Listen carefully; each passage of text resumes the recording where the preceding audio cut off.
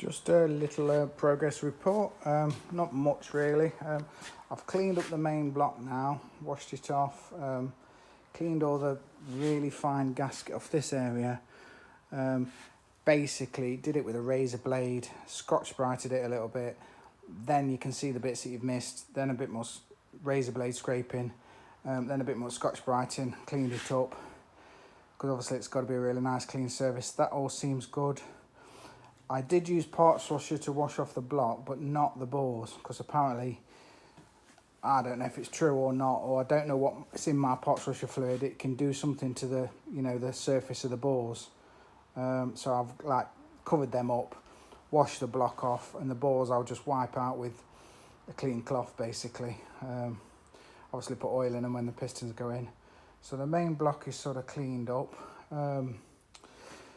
The bottom carrier also is cleaned up, ready to go.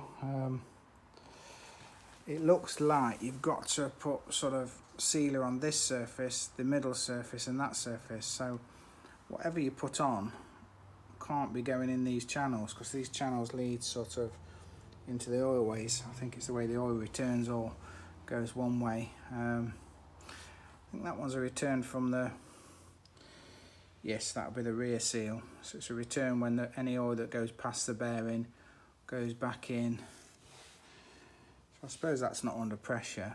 But obviously this outer sealing surface has got to be sealed. But same with these, because you don't want the in oil mixing with the out oil, I suppose. I'm going to do a bit of research and see what people say. I know you can get the sort of brushable sort of Gaia-Con or something sort of sealer that stays sort of soft, but I don't think that's what it needs. I think it needs something that sort of goes hard. Some people have said some sort of Loctite, so I'm going to see what's going on with that. You can see these bearings, they're gone a little bit, but it looks like it's gone down to the copper very slightly. You can't kind of see it, but it does look like it has nearly there.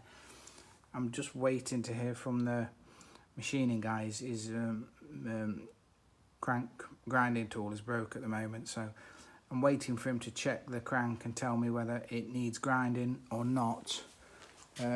Main bearings seem to be a bit of a, at the moment, a lot of people have ran out of the, or haven't got in stock, the standard main bearings. The 0.5 and 0.25 oversized bearings seem to be, I think the 0.5 ones are cheaper actually. They seem to be between 400 and, for genuine Porsche stuff, like 500 odd quid. But if that's what I've got to pay, that's what I've got to pay. Gone this far, I'm not going to skimp on the bearings. If it's 500 quid, it's 500 quid. I'm not happy, but what can you do? To be fair, I think most of the bearings would go again. It's only the front one that you've seen on the previous video that had sort of picked up a bit, and I think that was just rust from when it had been sat with water in the oil, from when it had been stood for like the 10 years it's been stood. But yeah, so I'm waiting to hear back from him about the crank and about the heads and about the valve guides before I order them. So it's main bearings and valve guides I've got to sort. I've got everything else sorted. I've got the water pump and cam belt kit from, I think I got that from Design 911, who seem pretty good. Seem not the cheapest, but they seem to sell decent stuff and they know what they're talking about, and the bits come when they say they come in, so that means a lot to me really. So yeah, I think now I've cleaned that up, I've got a little jet wash, so what I'm going to do is take all the bearing shells out and just give it a good jet wash and jet wash all the oil ways out and everything, and make sure it's as clean as possible. Then just leave them covered up, ready to take the ready to put together. I will clean off the studs, because there's quite a lot of Loctite and stuff on them studs, and I don't want a bit of Loctite to fall off when I'm putting the head on and then get between the gasket and whatever. So I'm going to run a dye nut down all the studs on the head, where the heads go on, and make sure them studs are nice and clean, so there's nothing can come off them. Then it's a case of wash off all the other oily crap. I think I've decided I'm going to probably take the alternator cover off and the wiring off the alternator. I took the whole loom off with it connected to the alternator. I'm probably going to get the alternator checked, because my luck, is it was charging when it was running before. I did note it was going up to 14 volts, but my luck is I'll put it on and it'll stop charging, and it's probably not a bad job to do. It doesn't look like a bad job to take it off when it's on, but while it's there, I still haven't got the starter motor back yet, but I did tell him I'm not in a rush because it ain't going anywhere. I may as well get it. He normally charges me, you know, between 30 and 50 quid to recon one if there's not much wrong with it, and it's just peace of mind, really. I have been looking at performance parts. I think I'm ahead of the game a little bit, trying to need to get the engine running first, but I have looked at some performance manifolds. So there's sort of 4 to, yeah, I suppose it's 4 to 1. So there's a separate pipe and they come down a lot further. So each manifold has got its own pipe, so they're not all merging into one as quickly, which apparently give you a bit more power and performance. But I'm just wondering if they can go on afterwards. It looks like they probably can, but I'm wondering, is it worth me putting them on when I put it in? Because I put it on with the manifolds in, or will it go in with those sort of 4 to 1 manifolds on, the sort of sport, I don't know what they call them, sport ones or something, whether it will go in with them on. But I'm going to put all new studs in, so I would have thought you can take them off when it's in. It did look a bit tight, but it depends how much money I've got left when they fleece me for all these bearings and little bits and bobs. I did get another part that came in the post from Germany somewhere. They're like plastic flange, but the cold start goes on and a little pipe goes on there to the auxiliary air pump, I think.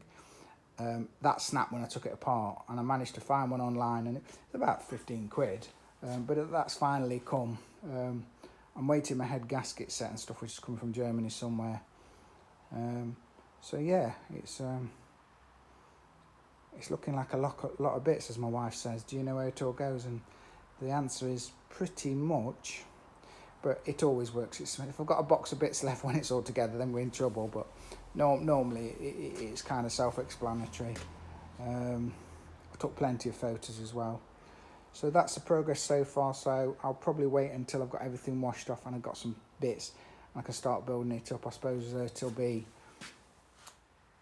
cranking, main bearings cranking, bottom casing on, then the rods and the pistons, then the sump, then that's it. It'll flip it over and I can start doing all the head gasket and stuff, and then I'll build it up upside, you know, on its sitting on its sump like I did when I took it out. So hopefully fairly going okay so far.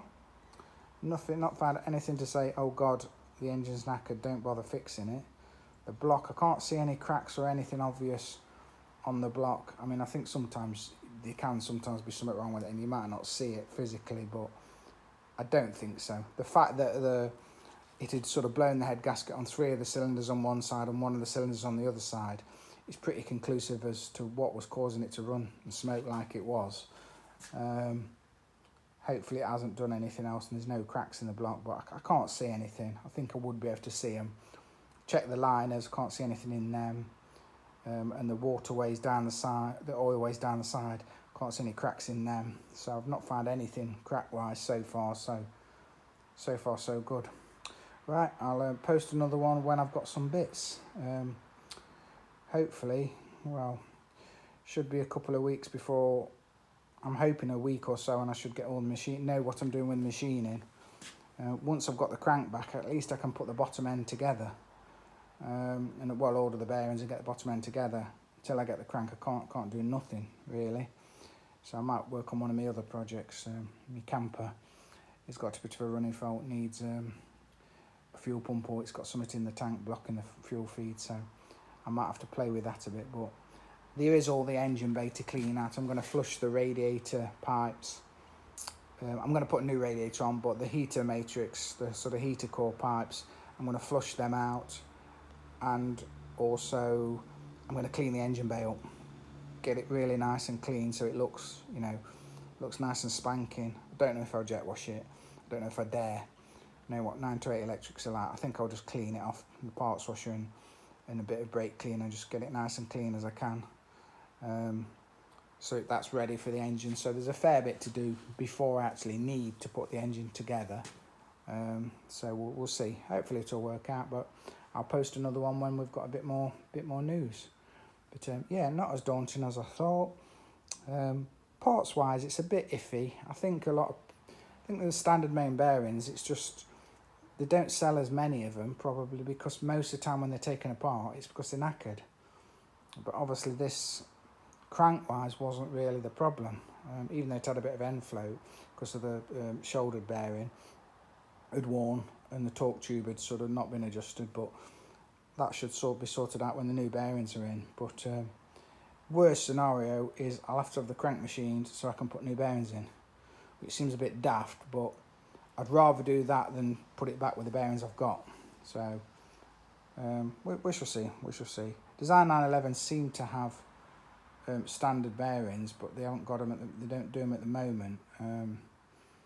But I've read up on it, and it seems like 944 bearings are the same, except the third one, which has got the flange on it. So I don't know. I'm gonna if I'm struggling and the crank is okay, I'm gonna give them a ring and see if they can supply me the 944 bearings that are the same, and then see if I can just buy a standard shouldered bearing, centre bearing on its own. Because the 9 to 8 bearings, when you look at the part numbers and stuff, it says fits 944, earlier 944. So I don't know whether, and the 944 engine bearings are a lot cheaper than 9 to 8. So maybe they can cross-reference the part numbers and tell me what is the same and what isn't the same, because it probably is the same part. If it's the same part, normally it has the same part number. So maybe I can do it cheaply, but if that's the case, I'll let people know, because obviously if you can get a set of 944 main bearings and buy one separate bearing and do it for 200 or 300 quid instead of 400 or 500 quid, that's going to be preferable. But if anybody knows anything different, that you can use 944 ones and I just need to buy the third bearing and what years and whatever, that would be useful. But I've looked online and not many people seem to 100% know. So whether Design 911 will tell me, or they don't want to tell me because they want to sell me the more expensive, I don't know. They seem very nice, seem very helpful when I've spoken to them. Quite happy to deal with me, even though it's an pretty old car, and they don't deal with that many of them. So that's all good. Right, until next time, I'll see you later.